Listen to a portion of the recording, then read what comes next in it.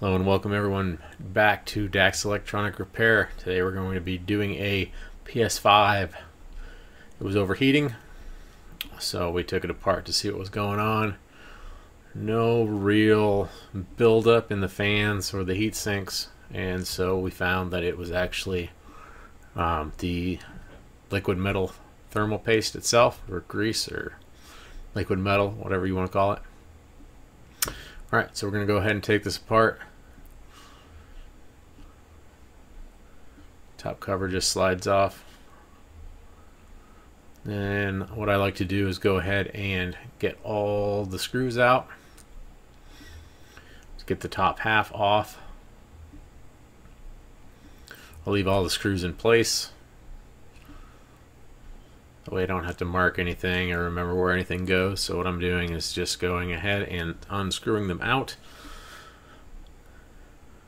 And then I'll lift the whole thing off. With the fan, I take the bracket off first, put it exactly back where it was with the screws going in the holes, or close enough to that where they stay, and then put that aside.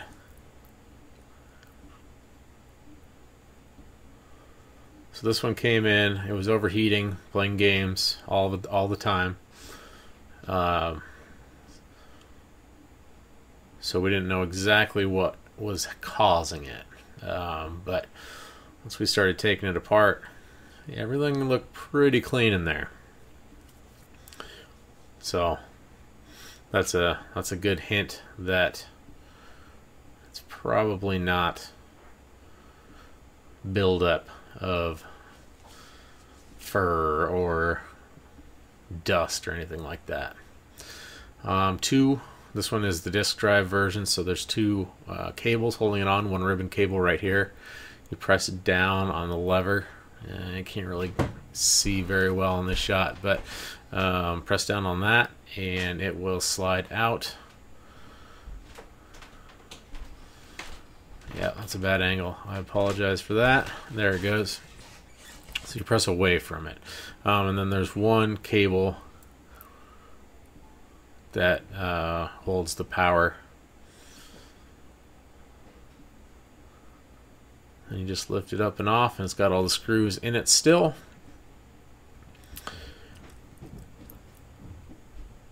There's one black screw that goes into plastic. There's that other screw right there on the side.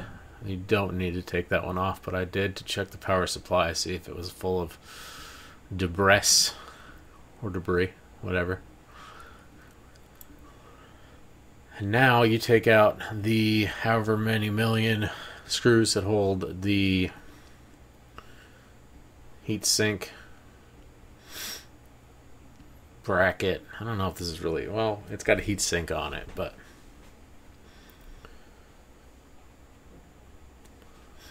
get your wires out of the way. There's the two that come from the front and the two that come from the top of the casing. And then a ribbon cable there as well, next to the coaxial nipple dealies. Then you just spend a lot of time taking out the 20 or more screws that are exactly the same size that hold that heatsink slash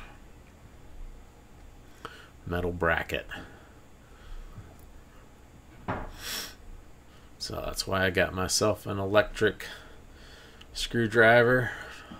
Not to brag, you can do it too. It's not hard. They are for sale. And it actually died 3 screws before. So wonderful world of electricity. So once you get all of the screws out, I'm just going around with a magnet getting the last ones out. You want to be careful doing that. Don't get a strong magnet anywhere near things that are electronic. 2 of the ribbon cables on the front, and then you can pry it apart. It may give you a little bit of a resistance because there are thermal paste pads that are holding it on. Not super strong, but they will give you a little bit of a resistance there. So don't be too scared. It will pop off.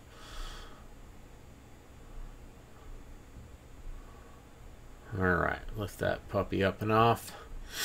And as you can see, there is... Nope, I didn't let you see it. But there are thermal paste pads. Alright. So there are 2 more screws on here holding the motherboard to the frame, which I will get to shortly. Right now I was just kind of wanting to look at the power supply. So I ended up just taking this completely off. On the power supply, there are 2 prongs that go through from the motherboard to the power supply, and that's what was causing the resistance. It will come off, but you do have to pry a little bit. Alright, so now we have just the bracket and the motherboard. We're going to go ahead and get rid of the APU retaining bracket, which is what this thing is. Basically holds the processor on the other side in place with tension on it, and that's a little spacer that keeps it at the exact height and tension. And there's the one screw and another screw on the motherboard that I'm forgetting right now, but then I actually get to it right there. They do have little labels, little triangles pointing at them as well. Alright, so as soon as we flipped this over, I saw that what the problem was. Now you can see how, that's not great from this distance, but you can see how the liquid paste, the thermal paste, is not completely spread out and even. It should be all across the pad and all across the processor, and it's not on either. I'll show you in a second here, once I set it down, exactly what's happening. As you can see here, the bottom half right there has lost its thermal conductivity. The paste is not on it. So what happens is this one was actually standing straight up. They actually do not recommend that you stand these up for this reason.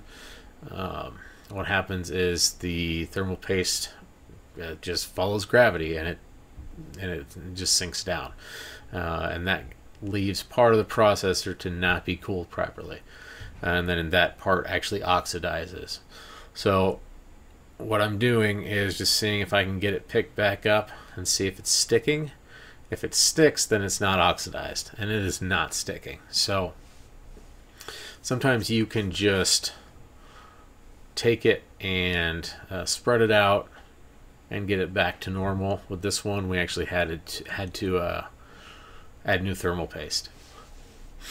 So to do it the right way, you really want to go through and take the old paste off, or as much of it as possible. You can reuse it on the side, like I kind of pushed it to the side, you can see there. But you really want to get this processor chip as clean as possible and all that oxidation off of there. So I used a Q-tip by itself, and then I used a Q-tip with rubbing alcohol, 90% isopropyl. And that lets us clean it, so it's got a mirror finish, and it will let the new and old liquid metal stick to this processor the way that it should be. See, all that oxidation is gone, and it should be basically a mirror finish. So just do it as good as you can. Now you gotta be real careful with this. Do not get any of that liquid metal anywhere outside of that foam pad. Do not the foam pad around it. Also, do not remove that foam pad, because if this stuff gets on anywhere on this motherboard, it's so conductive it will short everything out, and it is a liquid, so liquids go wherever they want. You will ruin your PS5 if you do not do this properly. Alright, so we got the chip completely cleaned off. You can actually see my eyeball and up my nose. Oh yeah, that's a lot of fun. And then I went and just saw if I could get it a little bit cleaner with that spudger.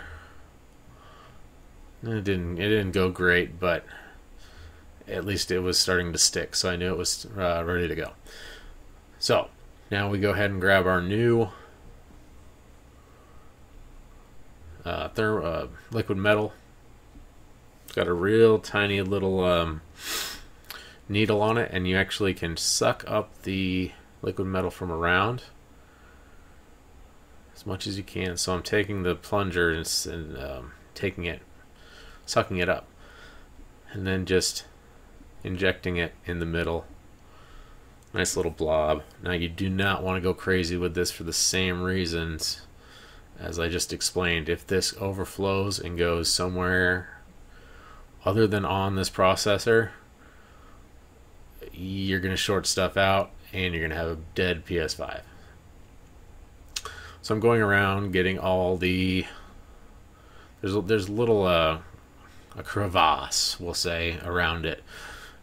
So I went around and just made sure there wasn't any pooling in that. And then I'm just adding as much as it needs. Actually, I took a little bit out. You can always add more. Err on the side of caution with this stuff. Don't go crazy with it. And there's a little brush that came with the liquid metal, and you can see how once I'm spreading it out, it is completely Terminator metal looking. Real clear, like mercury. I think it's actually made of aluminum, but you can see how nicely and evenly it's sitting on there, and it's just a liquid, and it's got a nice, and it's perfectly uniform everywhere. So once you're happy with that and every part of it is covered but not too much, I just wanted to make sure it was sticking. It's actually kind of fun to play around in it because it's quite a beautiful, enchanting, whatever. Anyway, if it's too much, I think I actually pulled a little bit out of this. Oh, now we look like a Funhouse mirror nose. That's pretty sweet. So it's perfectly perfect as far as I'm concerned.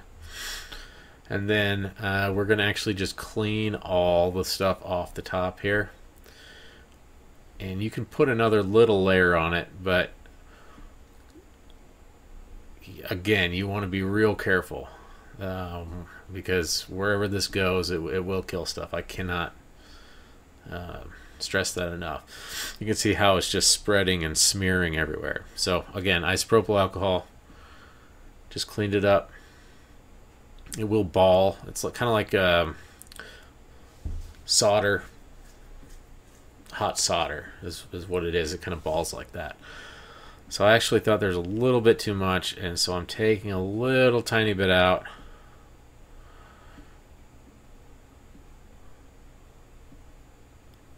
And then putting it down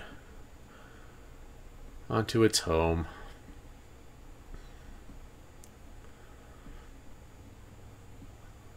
And that's how you do it.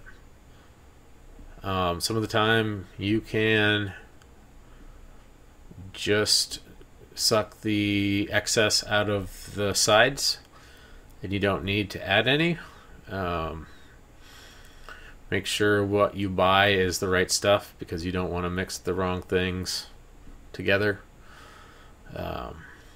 but with this one it was pretty simple. And then you just put everything back together. So you put your bracket back on, get your main body. As you can see, the power supply looks pretty good, doesn't have any real dust in it, so that's not the issue.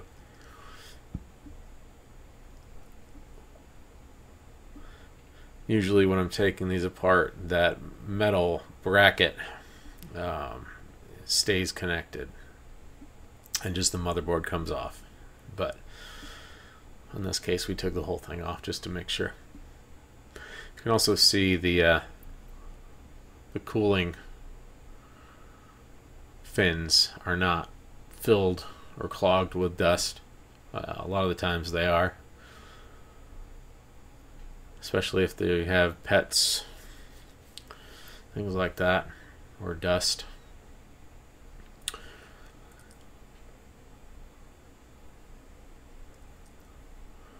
And we're just going to put everything back together. So there we go ahead, and 1 on the motherboard, 2 on the motherboard.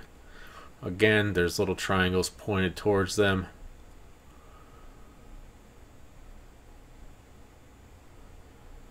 Then you're going to go ahead and connect your... Nope, not quite.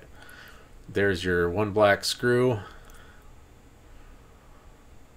And there's another screw on the other side, but we'll get to that in a second. There's your front connector for the USB, and then your power supply ribbon cable.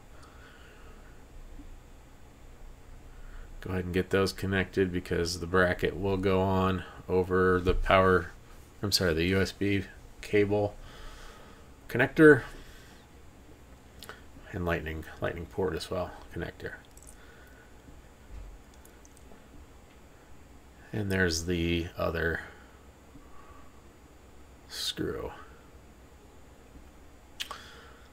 And now I'm finding my next piece. There's all the thermal paste that I was talking, or thermal pads that I was talking about earlier, that actually give it a little bit of resistance when you try and pry that off. Don't try too hard to pry it off without double checking that all the screws are out, by the way, because you will crack something, you will break something, and you just did such beautiful work. Let's not do that to ourselves. So I'm also going to show you a little trick here in a second on where all these screws go. There's a bunch of them, and some of the holes are not where they go. So I just dump them all in the middle there. So there are going to be some holes that you are not going to put a screw in because they're actually for the casing. So those screws actually go through the casing and through the board, and I will try and show that to you here in a second. They have little X's on them. So all the ones that have little X's, that's how you know that that is not where one of your heat shield screws goes. Now I'm going to show you at the top here. It's going to be kind of hard to see, but I'm pointing at it right there. There's an X, like there's an X, but the hole is where they crossed. So those are the holes that they do not go in. So just be mindful of that, and you should be good to go. That way you don't have to mark each hole.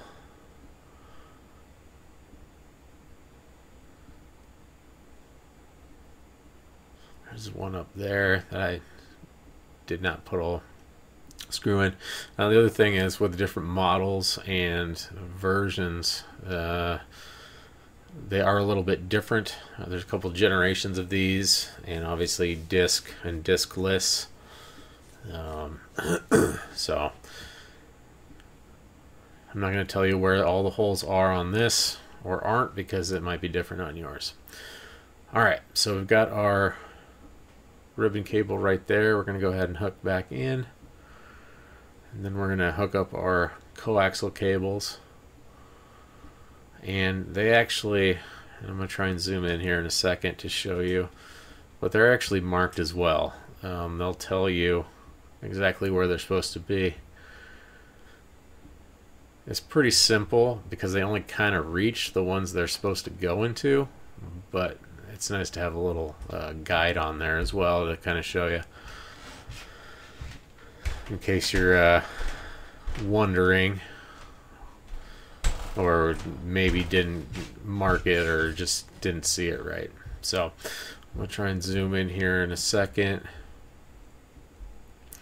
Once I get them back in there. These ones aren't too hard. Some of them on the cell phones are really a pain to get back into their rightful holes, but these aren't too bad.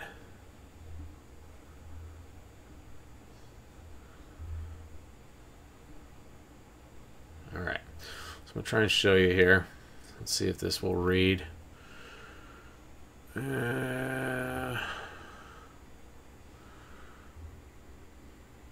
Not really. Okay, cool. So basically, there's markings. One will say R, W, and RB or something like that, and the other one will say FW and B. No, FB, I believe. So front blue, front white, and then the top ones, or the back ones, are black and white as well. I don't know. Don't quote me on that one, but I tried to do that and I failed by not showing you exactly the right way to do it. But we're still friends. So right now I'm plugging in the power. It's this one. I'm sorry, that one right there. That power goes in, and then the ribbon cable. Again, this is only for ones with the disk drives. If you have the digital, you will not have those plugins. The only one you'll have on that one is the fan power, or the fan controller. Alright, so casing back on. All your screws are where they're supposed to be, so put them back, screw them down.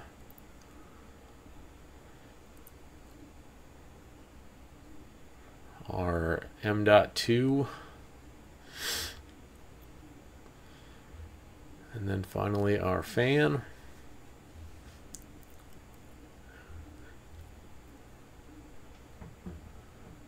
Again, these connectors will only go in the hole they're supposed to go, so obviously if it doesn't fit, that is the fan connector and not the disk drive connector, and vice versa.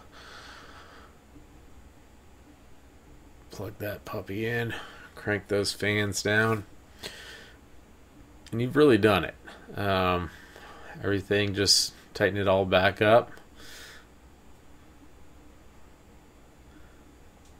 Put your fancy futuristic trim on there so the fan can breathe, but in a stylish way. And then slide your casing back on. Not too tough, but again, be real careful with that paste. Thank you so much for checking out my video. Please like, subscribe, and comment. And again, thank you for watching. I love you all.